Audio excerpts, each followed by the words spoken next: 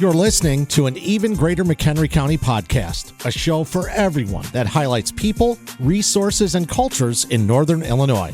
Created for the United Way of Greater McHenry County. Here's your hosts, Jamie Marovich and Karen Abbott-Tremule.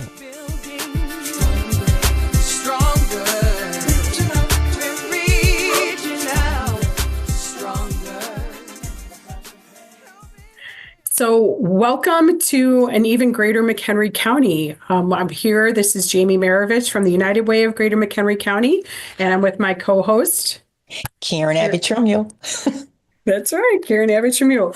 And we're talking about Easter today because we thought it would be an interesting topic to cover about how we celebrated and how was it similar and how was it different. And it just goes to show that families have their own traditions, and then there's the broader traditions that we can sometimes have in common. And so in talking about that, Easter itself, if in case someone didn't know, is the celebration of the resurrection of Jesus Christ on the third day after his crucifixion. And from there, it can be very varied in how it's interpreted and celebrated. And then there's a lot of other things that have come to symbolize Easter and be put around it, around socialization, food, around bunnies, around eggs, around different types of lambs, different types of traditions that people follow to honor that day or just to celebrate it. And so we thought we would just talk a little bit about ours and what we did. And so when we step back and we talk about, if we start with like just the eggs themselves.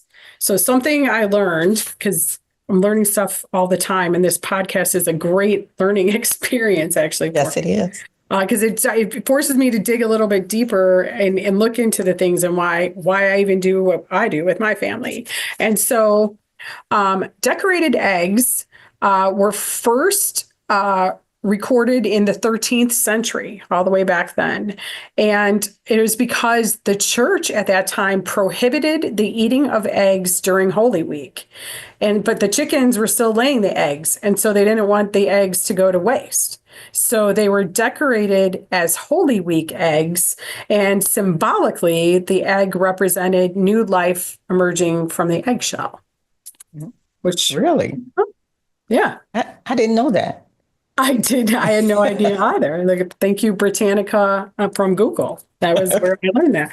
And it's really beautiful, though, to think about that symbolism. And did you think of some symbolism while you were here? It's a very spiritual day. Yeah. I mean, first of all, did you guys go to church? No. No, but you celebrate Easter, right? And yeah, we celebrate Easter. And when you think about it, when we were kids, we did. We had to go, right? Yeah. I think the COVID changed a lot because, when you don't go as much, you don't see as many people actually going to church. But for me, Easter was really about reflecting this year. Yeah. It on a lot of different things. I didn't know that about the eggs. Yeah. Isn't that neat? It's kind of symbolic. And same with us, like we would always go to church on Easter Sunday. And this year we did not. And for no other reason than it just didn't work. Like I wasn't feeling that well. And then if I'm not going, then my family's really not going.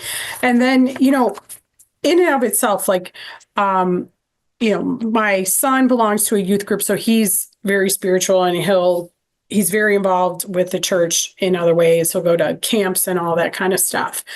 But like as a family, we have gotten away from weekly going to church as well, but yet I'll pray every night. And so spirituality is just very personal, to the person. So I think you and I are very similar in that regard, right?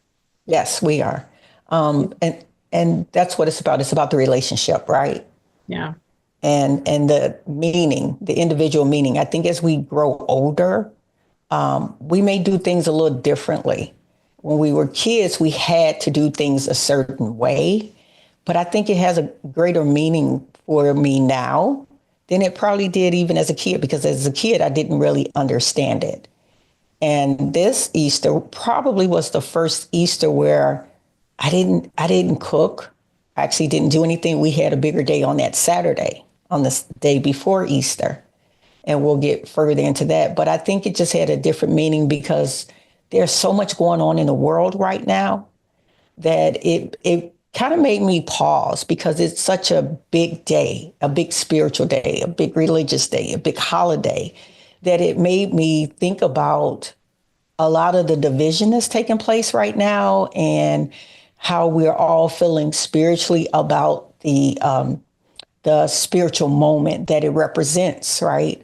And how do we take our love for God and our love for Jesus and our love for what our beliefs and our faith, and then how do we actually show that and share that with others where we're not fighting against each other. So it was just a day of reflecting and saying, how do we do things a little better so that we actually represent the moment and the history of the meaning of Easter. Yeah, I think definitely have a lot of work to do in that regard as a society. And I think that's always been the case, but it's really been amplified. Yeah. Maybe since COVID, maybe, I don't know when you could start it, or whatnot, but it's pretty amplified, and it's just all you hear about. Right. Is division. And then all you see, like if you're online at all in the social media, it's like, oh my goodness, just settle down. So it's nice to, just look and reflect on, okay, well, what are we trying to be as human beings, and how do we come together and show gratitude? First of all, like it's a day of just being grateful for being able to be alive and, in this world, and then reflect upon, your family, your friends, your blessings, and all that is there, which is great. Right. Yeah, so that's so meaningful. And, when I go to church, I do sometimes feel spiritually lifted, but I definitely make an effort every night to pray and to think and to feel connected as well. And I think that there's power in both of those things, so I'm not making excuses. Probably should have gone to church, but I didn't. but we did pray at the table prior to eating as well. And so there was a nice moment there. That was a good moment of gratitude and reflection too. So it was a prayer made up by one of my kids. So that was beautiful. Expressing gratitude for things, which was nice. So yeah.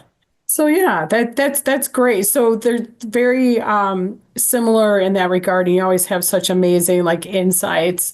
When we go back to the eggs, so did you guys do any egg hunts, dyeing of eggs, Easter baskets, any of that kind of thing? We did baskets, but no eggs. Eggs are too expensive to start dyeing it. Well, they're hard boiled, so you can eat them. That's okay because you have so many. Who really eats all those eggs? We actually do. Really? We don't make that many though. We'll take a dozen, or this time we did 18, and my husband, my daughter, and I all really enjoy them. So that'll be throughout this week we will have those eggs. But I will say, if you're not going to, and you're right, before it'd be like, hey, let's go. I wouldn't, of course, but some people might egg houses or do. Eggs were pretty disposable back before, and now they're very much let's make sure that I did get everyone to the Jamie, best. I did purchase I did purchase those little plastic eggs. Oh yeah. Because they're colorful. You know, and you put the candy in them. Yeah. So I think we have really come a long way where, and then the dye. So now I'm a grandma, right? So they get dye on everything. I had to bring out, so my kids still did, so I have teenagers. Right. So I had to bring out a big plastic thing, because if I didn't, it was still everywhere, even at their age. But they had a blast with it. So it's just more kind of keeping the traditions while they're still around and they're so, in the home and stuff like that. And then I had the plastic ones and I put candy in them. And then I had an in-house, because it wasn't great weather yesterday, an in-house Easter egg hunt, and whichever one found more got a $20 kicker. And so they enjoyed that. Well, the one that won enjoyed it, I should say, more than the other one. But I think they had fun through the process and just sort of experiencing it, and I still did do baskets for them, and I did one for my husband too, but Oh, you're so sweet. it's like, you know, You're nothing so sweet. elaborate, but it was just fun to have the moment of those things going. And um it reminds me of when I was a child and we would be at my grandparents' house, and I had all my cousins around, and my grandfather would have this like massive Easter egg hunt outside. And oh, those were the best times. Like that was just so much fun. I don't even remember what was in it. I think like nickels or something. I mean, it's just nothing. It wasn't about what was in them. It was just the joy of the hunt and of being together and just that family time in those Yeah. moments. So it's great that you can continue to do that, with the baskets and stuff with your grandkids and the plastic eggs and just, I don't know, it brings it all together while you still as an adult still have these moments of this gratitude and what it's all about. Yeah. Yeah. You know. Yeah. You helped me to remember. I remember going to church as a little girl. My great grandmother actually started the church that my grandmother took us to. She was the Really? founder of the church. Yes. Whoa. Yeah. And I don't know. Well, I think my father was a pastor. Yeah, I did. And yeah. And we used to have the Easter egg hunts around the church. And then the person that collected the most eggs got a prize. So I think back then things were, wouldn't you say it was a lot more fun when we were growing up? It I mean, seemed I'm like biased. it. I We were think out, so, we though. were outside, we were playing. The kids today don't even want to go outside. No, I mean, excuse me.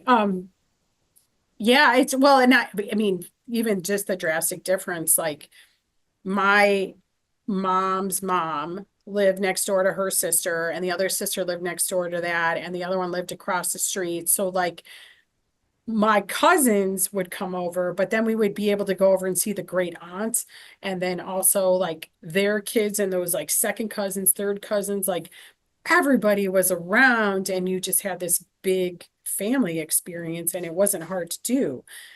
These days, with the prevalence of just divorce and then people being in different locations, Mhm. states, like so my sisters-in-law, one's in Japan, one's in, the South, like we're not together.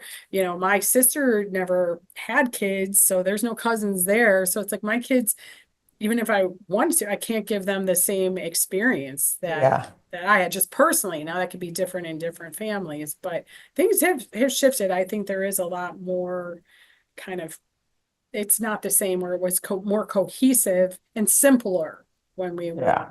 when we earlier times.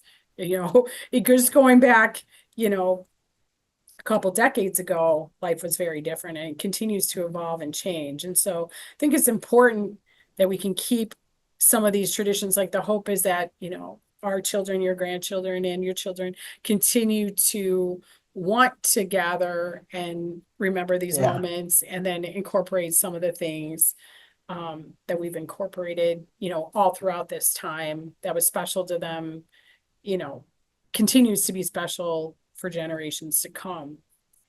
When we talk about tradition and special and gathering, you can't do that without talking about the food. And so does your family like have like certain dishes that you've always made, and have you kept those traditions going? Okay, so I probably need to backtrack a little bit and tell you about our Easter day. So I didn't do anything on Easter Sunday, but we did get together on Saturday. So I am the proud great grandma of my beautiful great granddaughter, Aria Lynn. And her family are from Cambodia. So we decided to spend the day Saturday together.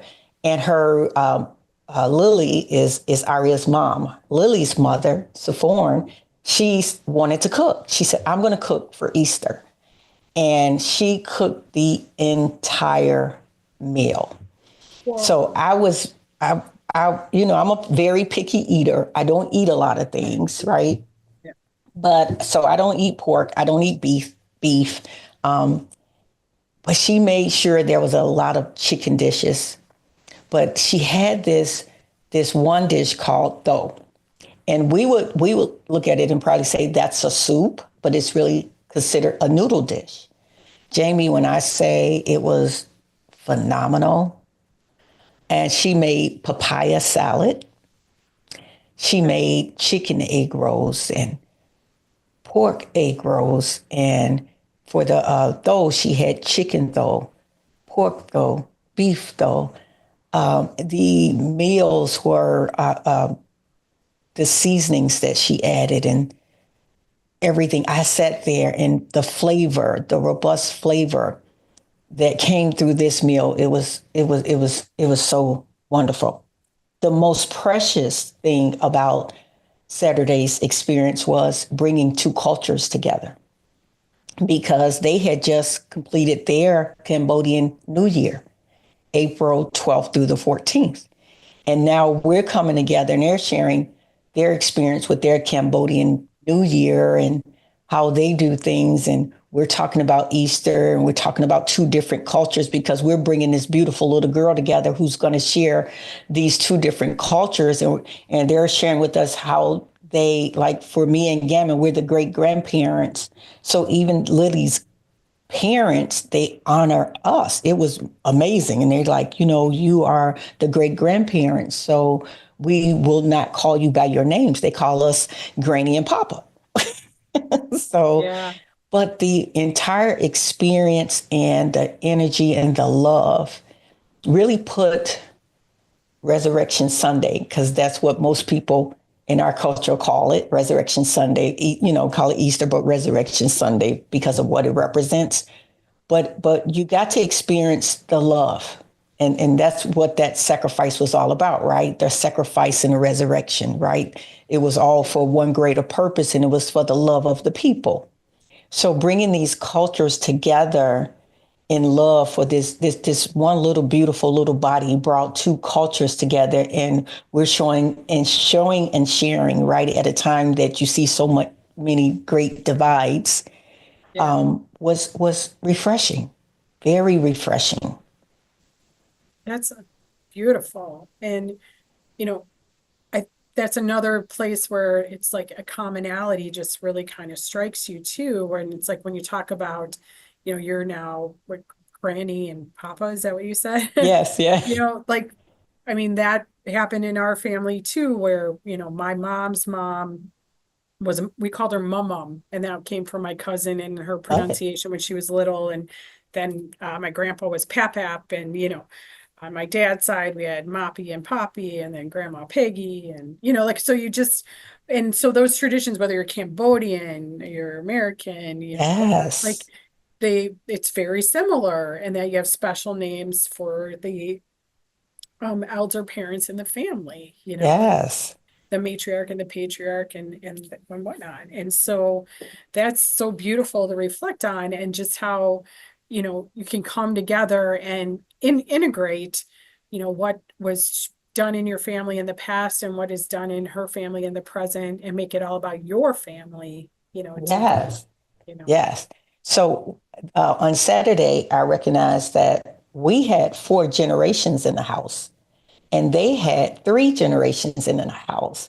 So Melissa is my daughter, and then Kyron is her son. So Kyron is the dad of Aria. So Melissa was the first grandchild and great-grandchild on our side. Kyron was the first grandchild and great-grandchild on our side. And now Aria is the first grandchild and great-grandchild on our side. Look at that. And on their side, we had Lily's mom, Lily, and Aria, 3 generations with her dad as well. And it was just watching, what really touched my heart is I'm sitting there and saying to myself, I get to see my grandson have his first child, right? Yeah. And not a lot of people, and I'm sitting there and saying, not a lot of people get to experience this. Oh, there's no way I will. There's no way. Because I had my kids later in life, so like there's no way, that would happen. And so that is so special. That's amazing. Yeah. So and you're still so young to be able to it was like, you're barely grandma age to begin with. So, I mean, Right. that's amazing. And it was a day of reflecting. So I guess taking all that in Saturday really made me more relaxed and calm, just taking in the moment. And then Kyron and Lily brought, and my other grandson, Kason. You see all these K's, right? Kyron is Karen with a Y, Kason is Kaysen. I love my babies. So you could, and Malaya. So you'll also see my granddaughter, which is Malaya, on the picture. So I have 3 grandchildren, my first great grandchild. So I think Sunday for me was reflecting and saying that just like that sacrifice was made, we all have to make sacrifices, right, for the people we love. Love it. And you brought a video. You took a short video, right? Can we see? Yes. Can we Yes. see what Yes. you experienced at the food Yes. wise? Oh, the food was amazing. It was amazing. Yeah. Producer. Yeah. And I'm so happy they're part of my family now. So I get to eat that amazing food all the time. Yeah, And they get to eat our amazing yeah. food, right? Not just a one and done. You'll get to do it again. Get to do it Right, again. right. Oh, yeah. It's wonderful. So we'll watch the video.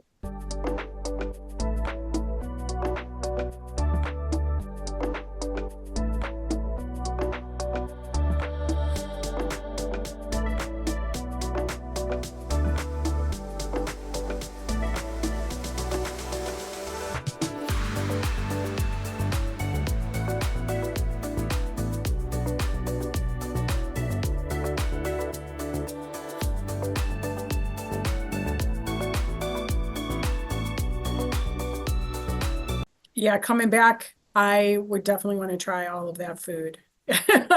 So what a blessing. And then not having to cook too. That's a great No, blessing no. for you too. How relaxing. Yeah. We I did don't sort think, of like a hybrid. So I'm fortunate, my mom lives close by and my stepdad. And so they came over and they brought some food that they made. And my mom has some traditions of food. And then we made some food at our house as well. So we kind of put the two together. But she made from scratch where we have Croatian history and we call it nut bread. And I think online mostly it's called like a nut roll, but she did this phenomenal kind of side dish that was very traditional growing up that my grandma used to always make with walnuts and it's sweet, but also just it's a great thing. And so she brought that and she always makes this amazing lasagna that we have with every major meal. So whether it be Thanksgiving, Christmas, Easter, we're going to have some lasagna. We're not Italian. We're going to have some lasagna in addition to like the core meats and stuff that we have. And then now we've started incorporating in this like sweet potato marshmallow dish that the kids love that my mother-in-law would always make. And so we have like these staples and then it's like, well, is this ham or is this turkey or is this pork? What is the day around it? Like there's always a meat involved. But then these staples around the side, these sides are really important to us and something we all like look forward to having ourselves that are just mostly for the holidays. Like we don't have them outside of the holiday, but when we have them, everybody really enjoys them and it's just part of like your family tradition. So. Oh, that sounds wonderful. I think we're getting hungry talking about all this food. Right. So I also, my granddaughter spent the weekend with me. So Friday, yeah, she spent the weekend. And the other interesting part is she was the only girl for so long. So, and she's 9. Malaya is 9. She's my son Brandon's daughter. So trying to make sure, this is the other part, because she's been the only girl for 9 years, going on 10 years. Oh, yeah. So now we have a new little girl, but seeing her hold Aria and just embrace her and making her feel like, my thing to her is you're my favorite granddaughter. You're going to always be my favorite granddaughter. So, and she's my favorite great granddaughter right now. I was gonna say, you see, right? So you have to. It's so, but to make sure that children know that when new additions come into the family, that they're all loved. So I think when we have our children, right, We have to work hard, take care of the bills, take care of them, protect them. So it's always work. You still love them, embrace them, all that great stuff. But it's something about when you have grandchildren and great grandchildren. I think they're the bonuses because you can spoil them and give them back. And seeing Melissa because she had 2 sons. Yeah. This is her first girl. So I think this was an extra special Easter for us all because of the new addition to the family. Yeah, that's so special. So we have to make new traditions. Yeah. She'll bring a whole nother her own flavor to it, right? Yeah. But it's good to hear that you and your family had a great time, and to know that God is with us wherever we are. Yes. Right. Yeah. And yes, we go to church and we fellowship, but it's what we carry in our hearts always, right? And it's about that relationship that carries on and over to the other relationships, like our relationship, Jamie, and our sisterhood, that makes it all make sense, right? Gives it a greater meaning. Yeah, in a time when it's hard to make sense of a lot of things, it's great to have that to reflect upon and feel that gratitude and just know we're in a good place. So yes. Thank you. Thanks for joining me here again today on this podcast. It's my co-host and my friend, and this conversation, I always love it. So thanks, Kara. Thank you too, sweetie. I love me some you. Ditto. Okay.